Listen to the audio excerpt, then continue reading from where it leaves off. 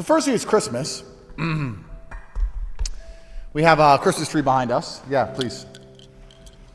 Christmas is nice. You know, Christmas is a happy time. I didn't even put this Christmas tree up, you know. The Pagani, thank you, motor company. Have you heard of them? They make Pagani automobiles. There's not many of them in the world. They cost around $5 million each. I have two. The Pagani company actually came and built me a Pagani Christmas tree and gave me Pagani presents to put underneath it in my Pagani penthouse, which was very nice of them. Very kind. Because I'll be honest, I probably wouldn't have had a Christmas tree. I had other things on my mind. I didn't have a Christmas or a New Year planned. I didn't have anything in my head after this fight. My life ended on December 20th. And now my life has begun again.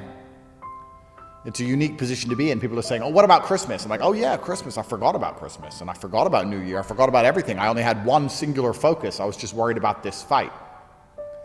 So now I have my life back, which is a unique position to be in. I don't think many of you have ever dedicated yourself to something to the point where you couldn't see beyond it. To dedicate yourself to something so heavily that you literally can't see beyond that date. There is no life beyond that date. And when you wake up the following day, it's like, oh yes, it's a big wide world.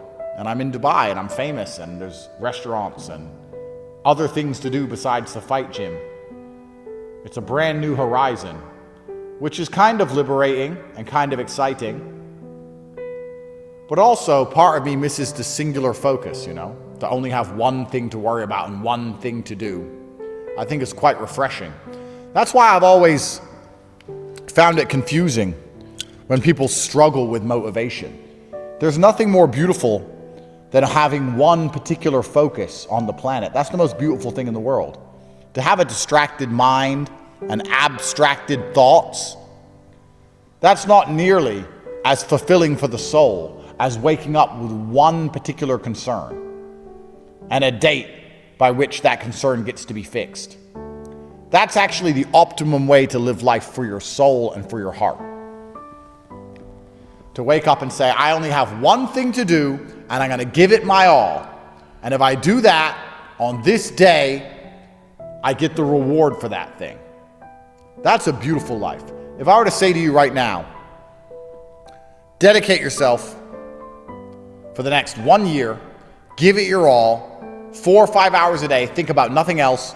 Don't go out, don't go party, don't talk to silly girls, forget about Christmas, forget about your birthday, forget about New Year's, focus only on this thing for 1 year, and on this date you get the reward.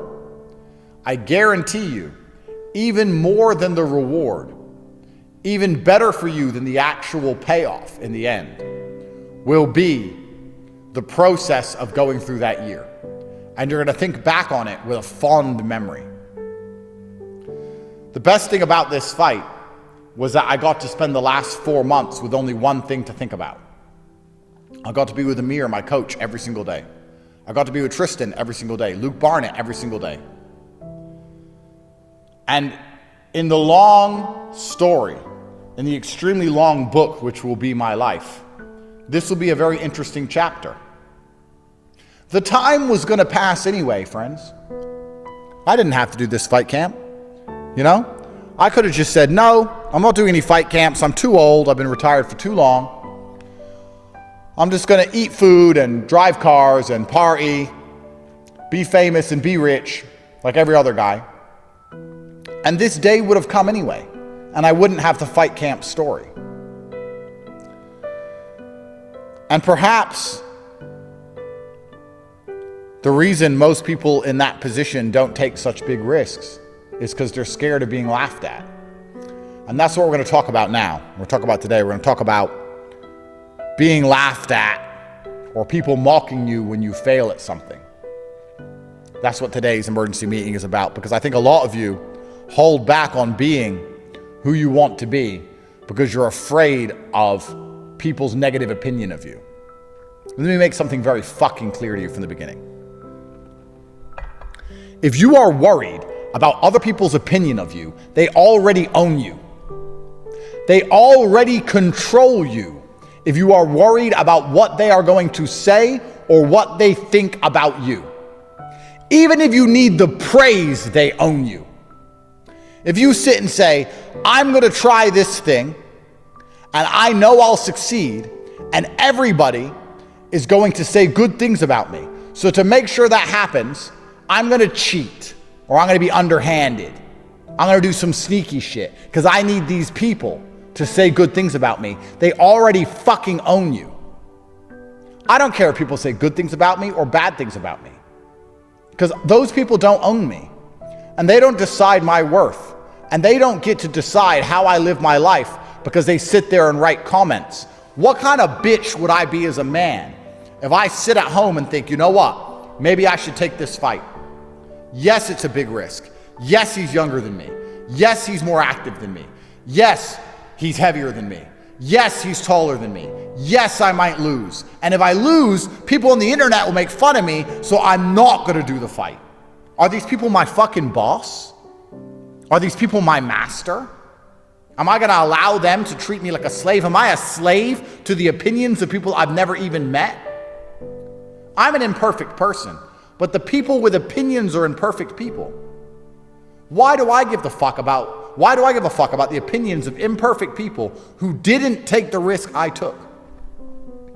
I don't care about people laughing at me. And I don't care if people mock me. And that's why I took the risk in the first place. And that's why my life is the life it is. Because I've done nothing but take endless risks all the way to the top. A win is forever, and a loss is temporary. The reason a loss is temporary is because it eventually fades from your consciousness. The loss doesn't stay around for long. The world moves on, people forget, you forget, but the win stays forever. Let me give you an example. You try and start a business, and you win. You become a millionaire. You save your bloodline from eternal slavery. You buy a Pagani penthouse to give you a free Christmas tree. You try and start a business and you lose. You lose all your money, you get pissed off and upset. A few weeks later, you try again. The loss disappears, but the win stays forever. So when you understand that wins are eternal and losses are temporary, how can you not flip the coin? How can you not roll the dice? You have to roll the dice. Because if you win, it's changing your entire life trajectory forever. And if you lose, it doesn't matter.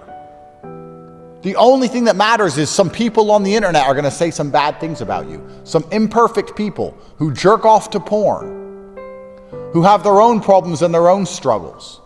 Who gives a fuck what those people say? They're not the master of me. They're not in charge of me. I went out on my shield like a man, and I'll do it again. Chase beat me, but he didn't instill fear in my heart. I'm not afraid of fighting. I'm not afraid of him. He just beat me. I don't even know, I've not yet had time to process why he beat me. I got tired after the second round, and I don't know why. The first and second round, he couldn't touch me. If I didn't get tired, I would have won. I'm a better boxer, but I did get tired. Maybe it's ring rust. Maybe I'm too old.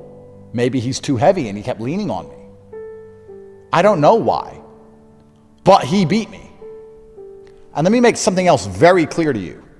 I have complete respect for Chase DeMoore. Complete respect for him, because I know the pressure he must have been under to take this fight.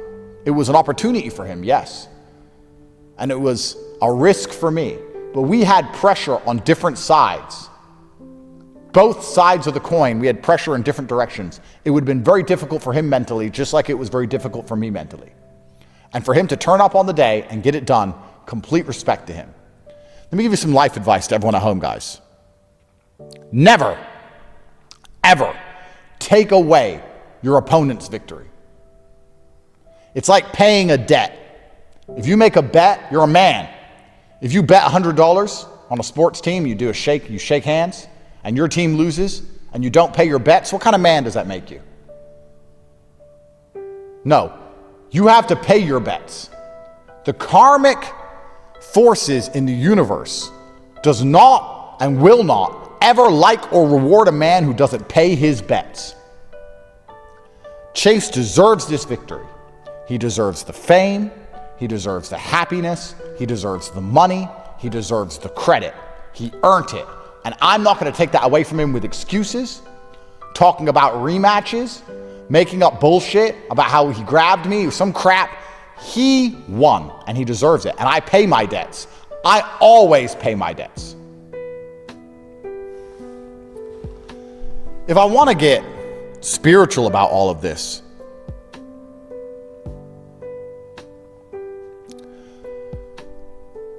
you have to understand that there are forces larger than us people that exist. And I said that the answer was already written. Why did I get tired? I don't know. It doesn't make sense. The only thing that makes sense is that I was not supposed to win. Why was I not supposed to win? Is the world a better place now that I've lost? Maybe the win means more to Chase than it would have meant to me. Maybe Chase couldn't handle the loss. Maybe God decided, you know what, Chase has been through enough with mocking and things on the internet. Chase doesn't need the loss right now. Andrew can handle the loss better. Maybe God decided. Maybe if I won, we would have went out and celebrated that night, and Tristan would have smoked a bunch of cigars, and maybe he would have died 1 minute earlier. And maybe I get an extra minute with my brother because I lost. And if that's the case, then I'm glad I lost. You have to have faith in a higher power. There's a lesson in all of this. And I don't need to know exactly what it is. If God decides that for some reason he's going to instantly gas me when I was in perfect physical condition so that I lose, then I have to accept God's decision. And I'll take the punches in the face like a man. And I'm not going to bitch. I'm not going to complain. And I'm not going to cry. I'm going to take it.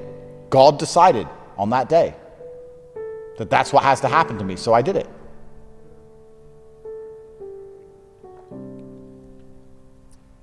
If you're going to go through life without understanding that there's a grander plan, a plan that's bigger than just you and your ego. The plan is bigger than just us and our egos, guys. The plan is bigger than just, I want to win, so I have to have what I want like a spoiled child. And what God decides and what's good for the universe and what's good for people to learn from and what's good for the general karmic retributions of the planet. Fuck all that. I want to win so that no one on the internet laughs at me. It's not how it works. And I took this fight knowing it was a risk. Guys, I could have fought a tin can. I could have fought an idiot and everyone would say, top G, top G, top G. I could have fought some nobody and beat up some nobody. But what's the point in that? Where's the lesson in that for me? Where's the lesson in that for you?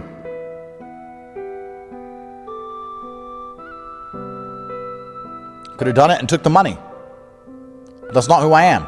It's never been who I am. Genuine risk, genuine reward.